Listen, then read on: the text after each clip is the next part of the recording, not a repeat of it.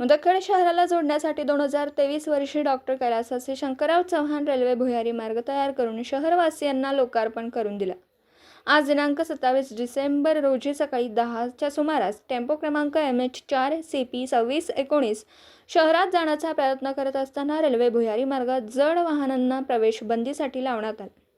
लोखंडी ट्रसला धडक लागली आणि लोखंडी ट्रस जागीच वाकला, परंतु या धडकेत कोणतीही हानी न झाल्याची माहिती आहे।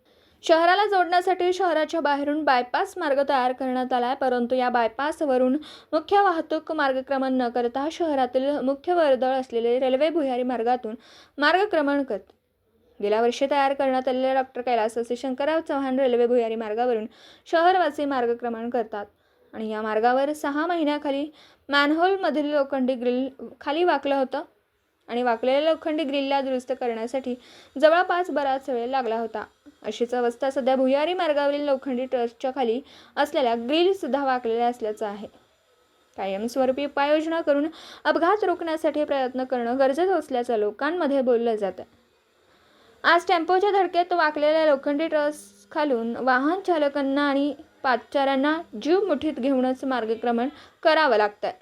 3 चाकी आणि लहान 4 चाकी वाहनं वाकलेल्या ट्रसच्या खालून प्रवेश करू शकत नाहीत, जोपर्यंत लोखंडी ट्रस दुरुस्त होणार नाही। आणि याच मार्गाने अवैध रीतीने टिप्पर सुद्धा रात्रीच्या वेळी शहरात मुक्त दळणवळण करताना दिसून येतं। दिवसभरातील घडामोडींचा आढावा घेण्यासाठी पाहत रहा N24 मराठी न्यूज चॅनल।